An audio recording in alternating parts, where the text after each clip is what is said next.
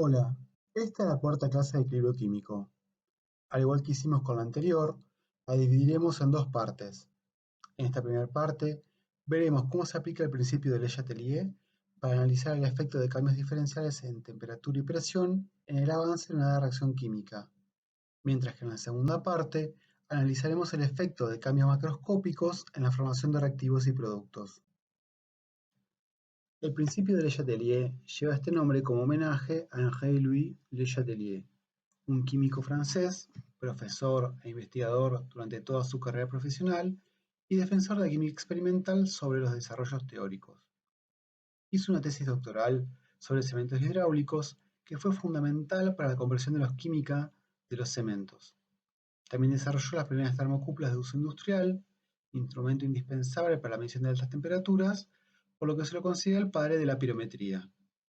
Estas dos líneas de trabajo coinciden en su detallado estudio de la descomposición térmica del carbonato de calcio, reacción que ya han visto en química inorgánica y que también hemos planteado en este curso, y que derivó en su famoso principio, tema de estudio de este capítulo. Realizó numerosos aportes en otras ramas de las ciencias relacionadas con la química, como la metalurgia, y siguió trabajando hasta 2 meses antes de su muerte. Políticamente conservador, su gran mancha fue haber apoyado los movimientos de extrema derecha que surgieron en Francia y en Europa en general en los años 30 del siglo pasado. El principio de Le Chatelier establece que si se presenta una perturbación externa sobre un sistema en equilibrio, el sistema se ajustará de tal manera que se cancele parcialmente dicha perturbación en la medida que el sistema alcanza una nueva posición de equilibrio. Esta es una forma actualizada de mencionar el principio establecido por Le Chatelier, cuya versión original, mucho más barroca, está incluida en la transparencia anterior. Este principio, si bien puede considerarse obvio a partir de la teoría del equilibrio químico de Gibbs, fue respaldado por observaciones experimentales realizadas por Le Chatelier, mientras que los desarrollos de Gibbs, si bien son correctos, fueron meramente teóricos. O sea, Le Chatelier confirmó experimentalmente la teoría de Gibbs. Por otro lado, ha tenido una amplia difusión ya que su enunciado evita fórmulas matemáticas áridas y se lo ha utilizado en muchos otros campos, como biología y economía, como una especie de demostración de la resistencia de la naturaleza a los cambios que se le imponen a un sistema en equilibrio. Volvamos ahora al campo de la físico-química. La validez de este principio es para cambios diferenciales, en los cuales el sistema está siempre en equilibrio. Los cambios diferenciales en energía libre de un sistema están representados por la ecuación general de Gibbs para sistemas multicomponentes, expresada en la siguiente ecuación, en donde, como vimos ya varias veces en este curso, el potencial químico μI es igual a la derivada de la energía libre del sistema respecto de NI.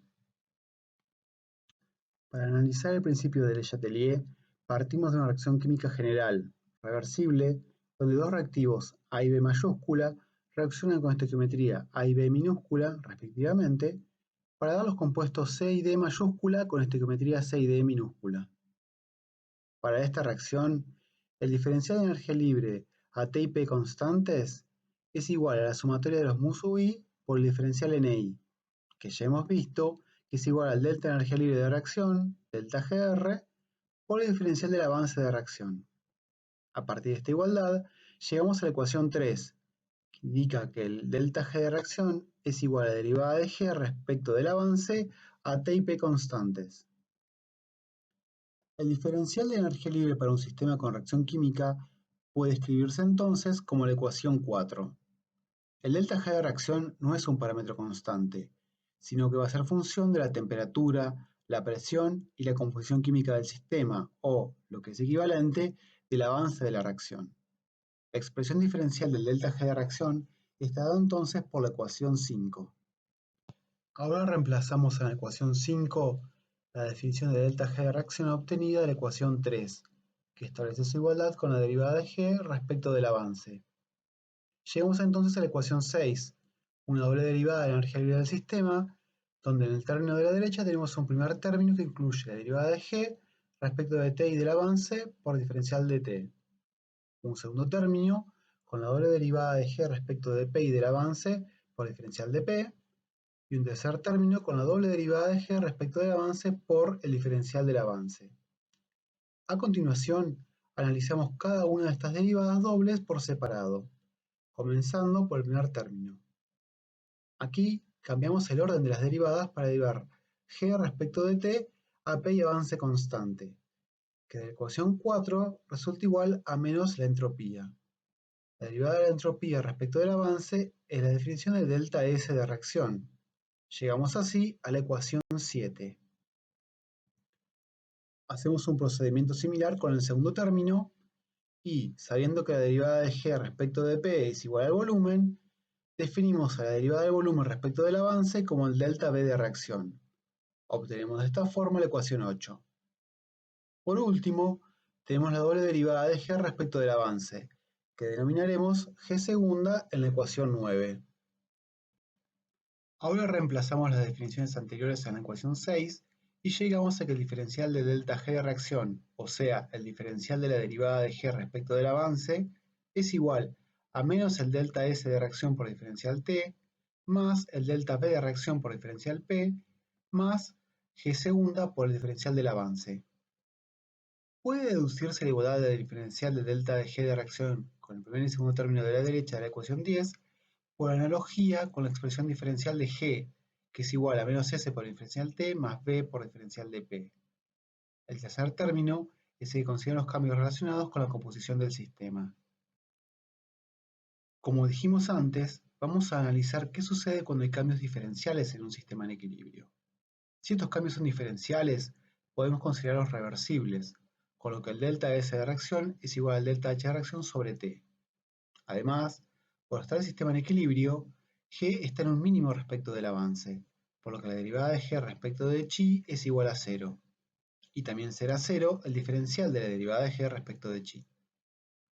Reemplazando la ecuación 10, llegamos a la ecuación 14, válida solo por un sistema en equilibrio y que usaremos para estudiar la evolución de un sistema frente a cambios diferenciales en la temperatura o la presión.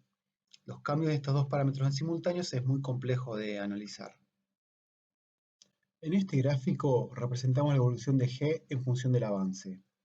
Como mencionamos anteriormente, el equilibrio se alcanza en el punto en que la derivada de G respecto del avance es igual a 0. A este punto lo llamamos avance de equilibrio. Pero además, al ser 0 la derivada de G respecto de chi, también es 0 el diferencial de esta derivada. Por último, podemos analizar qué sucede con G segunda. Para saber la evolución precisa de este parámetro, precisamos conocer el detalle de la estequiometría de la reacción, los potenciales químicos estándar, los delta H de reacción y los Cp de reactivos y productos. Sin embargo, de forma general, podemos plantear que, en el punto de equilibrio, hacia cualquier dirección que nos movamos en el eje de abscisas, tendremos un aumento de G, y por lo tanto, G segunda debe ser mayor a 0 en este punto.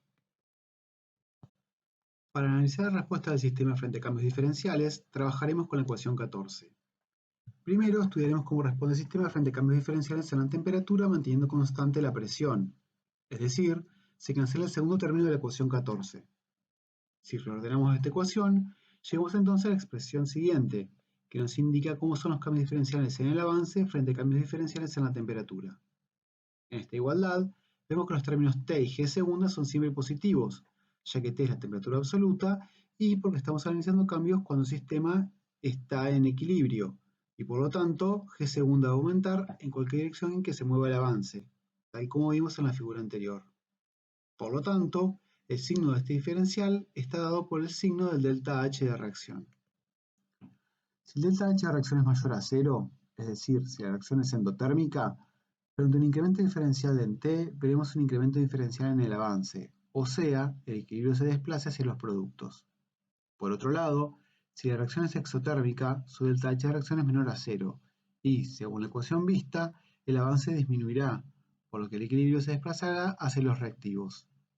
Este comportamiento es equivalente a la dependencia vista para la constante de equilibrio con el delta H de reacción, planteada por la ecuación de Van Hoff, donde Kt aumenta con la temperatura si el delta H de reacción es positivo. Otra forma de ver aplicado el principio de Letelier en este caso es comparando la respuesta de un sistema reactivo con el de uno no reactivo si se extrae una cierta cantidad de calor del mismo, obviamente considerando que ambos sistemas son comparables en cuanto a fases y tipo y número de moles de componentes. En el caso del sistema reactivo, el descenso de temperatura será menos marcado, ya que el equilibrio se desplazará hacia donde la entalpía del sistema es menor, o sea, hacia los productos si delta H es negativo o hacia los reactivos si el delta H es positivo. Analizaremos ahora qué sucede con el avance de reacción frente a un cambio de presión a T constante. En este caso, el término de la temperatura de la ecuación 14 se anula, y llegamos entonces a que los cambios diferenciales en el avance respecto a un cambio diferencial en la presión es igual a menos el delta V de reacción sobre G segunda.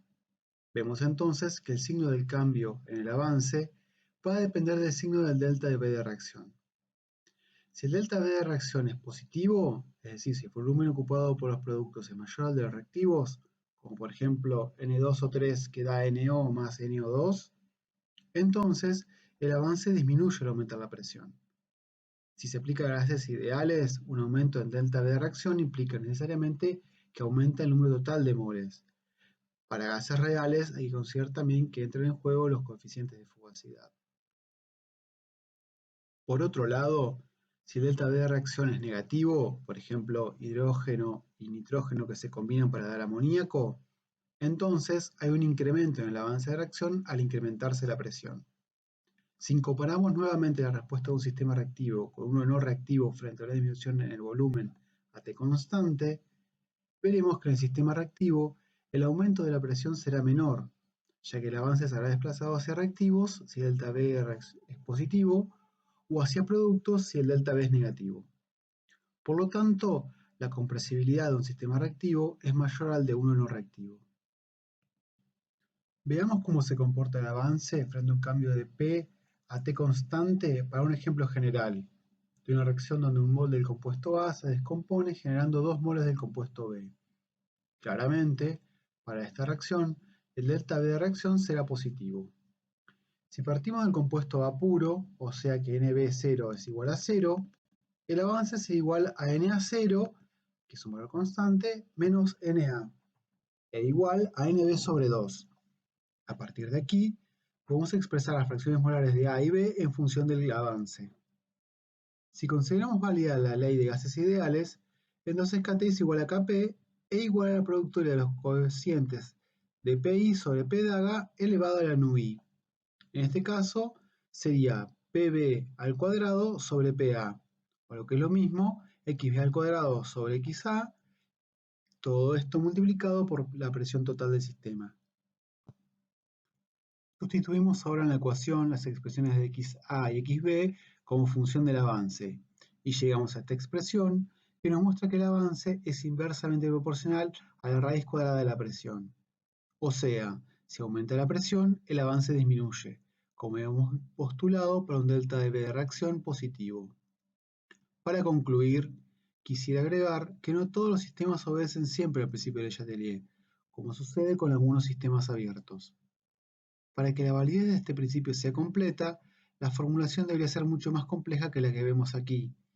Pero para los casos que deberán afrontar en este curso y en general en su carrera como profesionales de ingeniería química, la definición vista del principio de Letelier es completamente válida.